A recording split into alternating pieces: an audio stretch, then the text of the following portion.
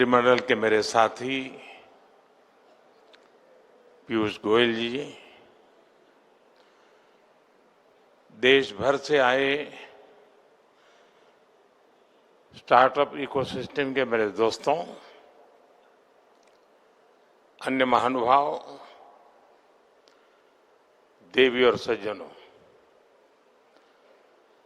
आज हम सब एक बहुत खास अवसर पर यहां एकत्रित हुए हैं। नेशनल स्टार्टअप डे का ये अवसर स्टार्टअप फाउंडर्स और इनोवेटर्स का ये समूह मैं अपने सामने नए और विकसित होते भारत का भविष्य देख रहा हूं। अभी मुझे कुछ स्टार्टअप की दुनिया के लोगों से उनके कुछ अचीवमेंट्स थे, उनके जो प्रयोग थे, उसे देखने का अवसर मिला। कुछ साथियों को सुनने का अवसर मिला। एग्रीकल्चर में काम कर रहे स्टार्टअप, फिनटेक, मोबिलिटी का सेक्टर, हेल्थ और सस्टेनेबिलिटी का फील्ड, आपके जो आइडियाज है वो सिर्फ मुझे नहीं, हर किसी को इम्प्रेस करने वाला है।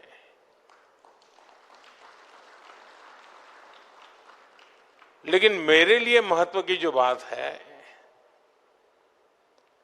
वो आपका कॉन्फिडेंस और आपके एम्बिशंस, ये मुझे ज्यादा इंप्रेसिव लगे। आज से 10 साल पहले विज्ञान भवन में एक 500-700 नौजवानों के बीच में इस कार्यक्रम की शुरुआत की थी। रितेश यहां बैठे हैं, तब उनकी शुरुआत थी। और उस समय स्टार्टअप की दुनिया में जो नए नए लोग आ रहे थे, उनके अनुभव में सुन रहा था।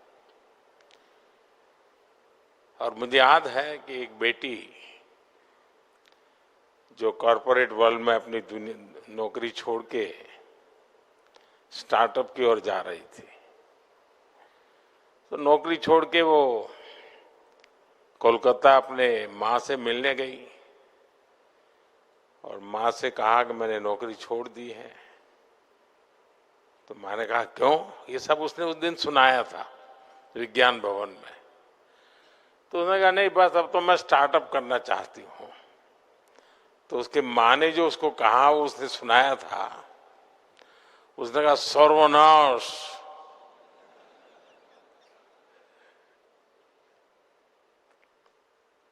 ये तुम बर्बादी के रास्ते पर क्यों जा रही हो?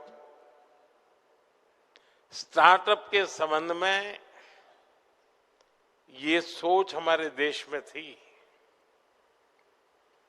और आज हम कहां से कहां पहुंच गए। विज्ञान भवन से आज भारत मंडपम में जगह नहीं है। और मेरा सौभाग्य है कि मुझे इस एक सप्ताह में ही देश के नौजवानों से दूसरी बार मिलने का मौका मिल रहा है। अभी 12 जनवरी को युवा दिवस पर मैं देश भर से आए हुए करीब 3000 युवकों से 2-2.5 घंटे तक उनको सुनता रहा था, उनके साथ बैठा था। और आज मुझे आप सबको सुनने का और मेरे देश के नौजवानों को उनकी शक्ति के दर्शन करने का मुझे सौभाग्य मिला है। साथियों, सबसे अहम बात यह है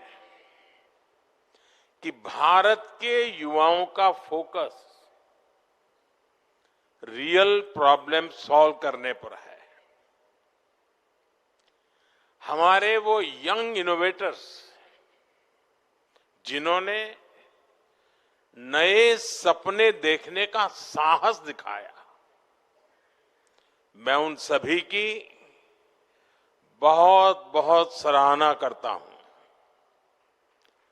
साथियों, आज हम स्टार्टअप इंडिया के 10 साल पूरे होने का माइलस्टोन सेलिब्रेट कर रहे हैं। 10 साल की ये जर्नी सिर्फ एक सरकारी स्कीम की सक्सेस स्टोरी नहीं है, ये आप जैसे हजारों लाखों सपनों की जर्नी है। ये कितनी ही कल्पनाओं के साकार होने की यात्रा है। आप याद करिए, 10 साल पहले हालत क्या थे। इंडिविजुअल एफर्ट्स और इनोवेशन के लिए बहुत गुंजाइश ही नहीं थी। हमने उन परिस्थितियों को चैलेंज किया, हमने स्टार्टअप इंडिया प्रोग्राम लॉन्च किया, हमने युवाओं को खुला आसमान दिया और आज नतीजा हमारे सामने है। सिर्फ 10 साल में स्टार्टअप इंडिया मिशन एक रिवॉल्यूशन बन चुका है। भारत आज दुनिया का 3rd लार्जेस्ट स्टार्टअप इकोसिस्टम है। 10 साल पहले देश में 500 से भी कम स्टार्टअप्स थे। आज ये संख्या बढ़कर 2 लाख से ज्यादा है। 2014 में भारत में सिर्फ 4 यूनिकॉर्न थे। आज भारत में करीब 125 एक्टिव यूनिकॉर्न है। दुनिया भी आज इस सक्सेस स्टोरी को हैरानी से देख रही है। आने वाले समय में जब भारत की स्टार्टअप जर्नी की बात होगी तो यहां इस हॉल में बैठे कितने ही युवा खुद में एक ब्राइट केस स्टडी बनने वाले हैं। और साथियों, मुझे ये देखकर और भी अच्छा लगता है कि स्टार्टअप इंडिया का मोमेंटम लगातार तेज हो रहा है। साथियों, इस बदलाव में एक बड़ी भूमिका देश की बेटियों की रही है। आज 45% से ज्यादा रिकॉग्नाइज्ड स्टार्टअप में कम से कम एक महिला डायरेक्टर या पार्टनर है।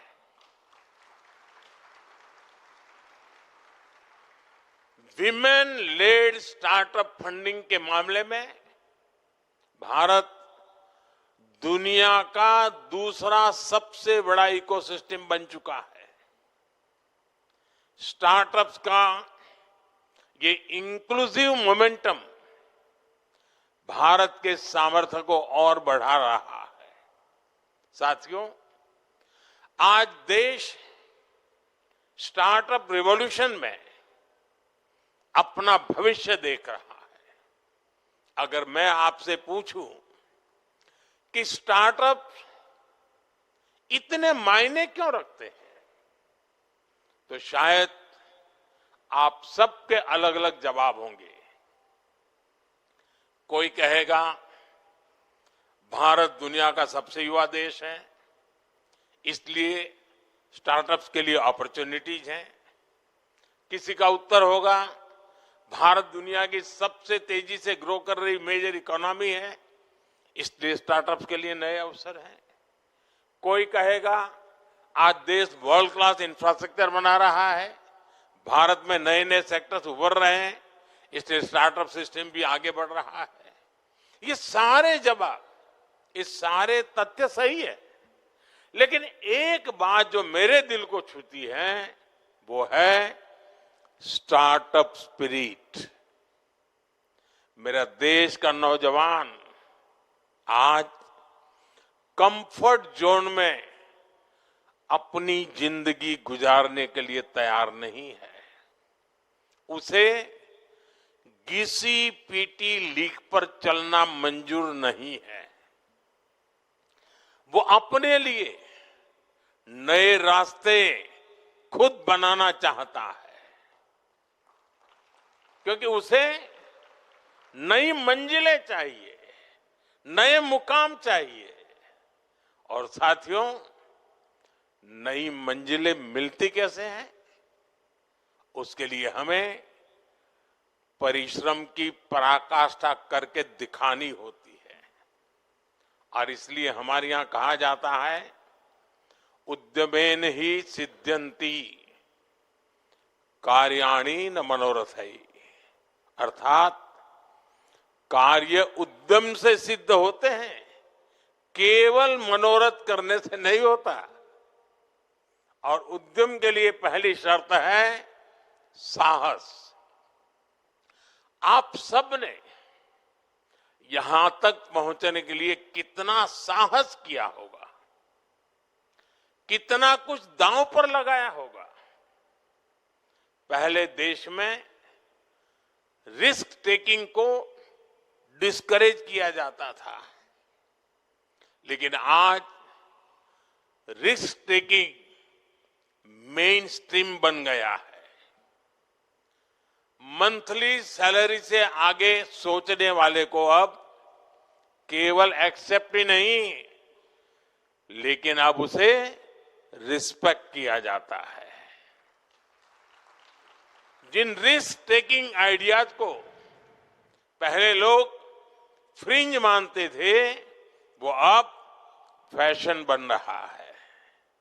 साथियों, रिस्क टेकिंग पर मैं खास तौर जोर देता रहा हूं, क्योंकि ये मेरी भी पुरानी आदत है। जो काम कोई करने के लिए तैयार नहीं होता, ऐसे काम जो दशकों से पहले की सरकारों ने नहीं छुए, क्योंकि उनमें चुनाव हारने का, कुर्सी जाने का डर था। जिन कामों के लिए लोग आकर कहते थे ये बहुत पॉलिटिकल रिस्क है, मैं उन कार्यों को अपना दायित्व समझकर जरूर करता हूं।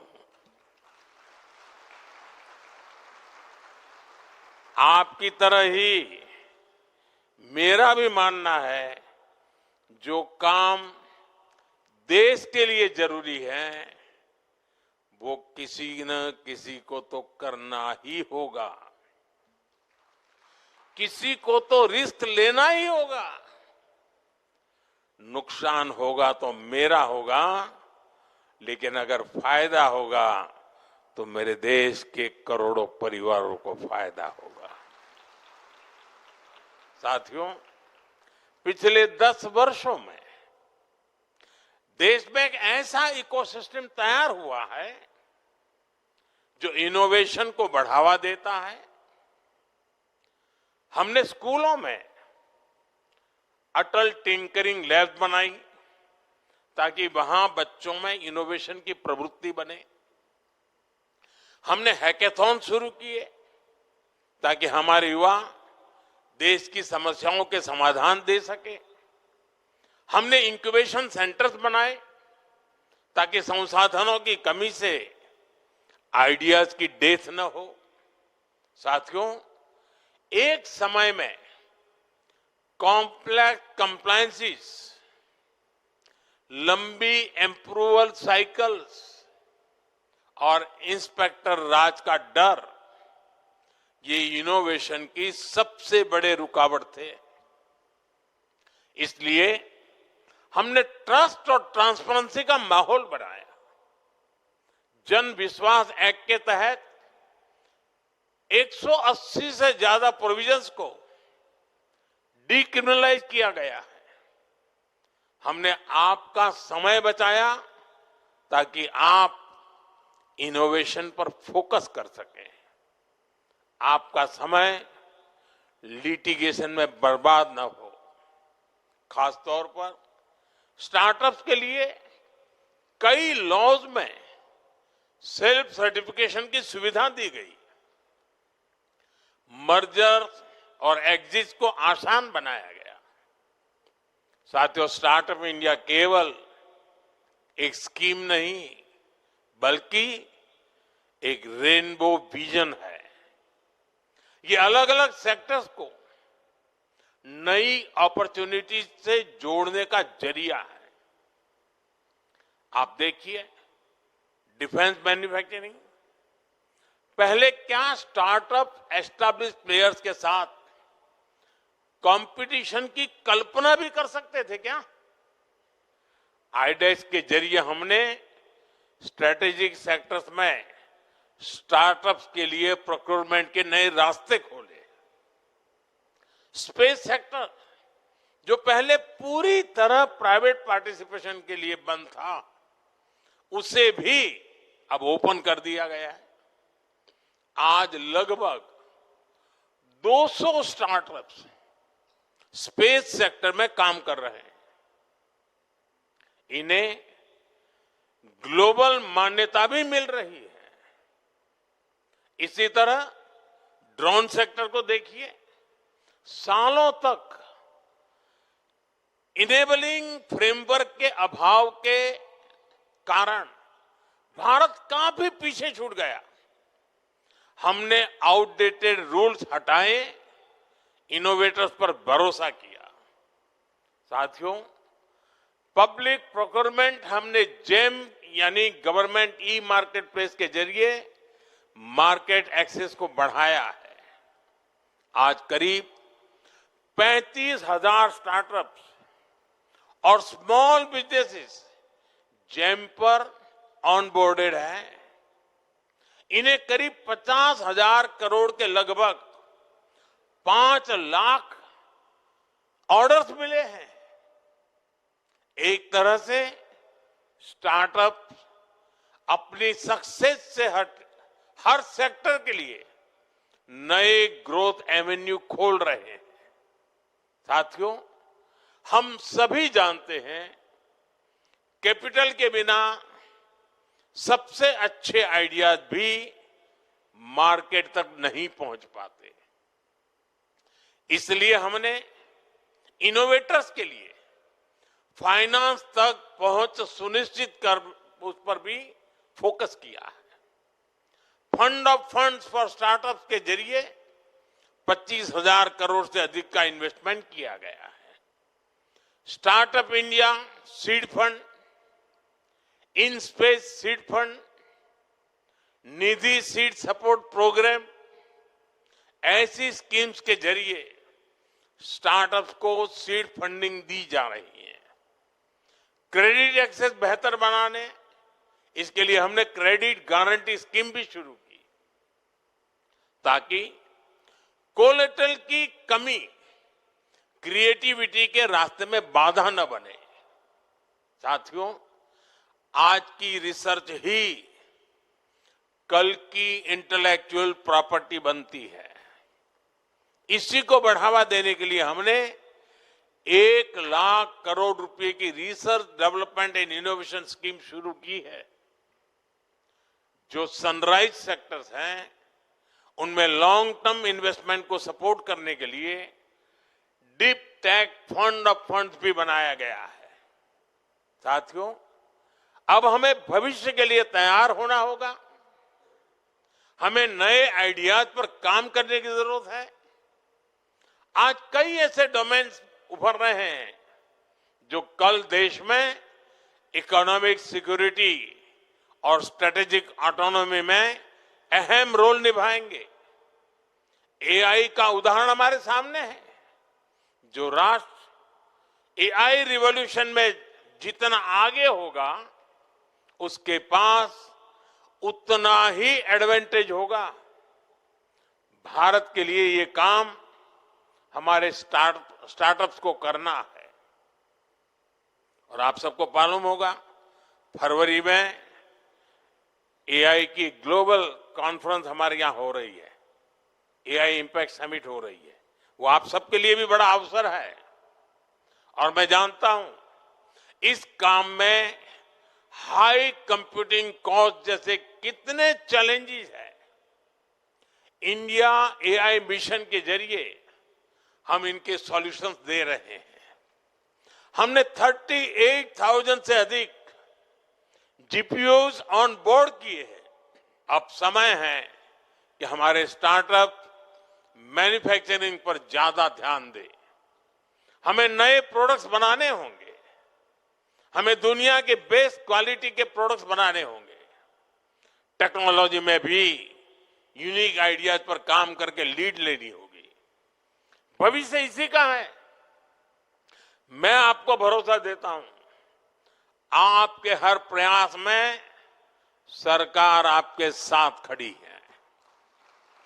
मुझे आपकी क्षमता पर गहरा विश्वास है। आपके करेज, कॉन्फिडेंस और इनोवेशन से भारत का भविष्य शेप ले रहा है। पिछले 10 वर्षों ने देश की क्षमताओं को साबित किया है। हमारा लक्ष्य होना चाहिए, आने वाले 10 वर्षों में भारत नए स्टार्टअप ट्रेंड्स और टेक्नोलॉजी में दुनिया का नेतृत्व करे।